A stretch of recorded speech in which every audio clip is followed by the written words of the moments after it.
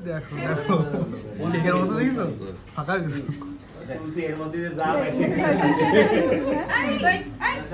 এই দাঁড়া একটু ওয়েট কর।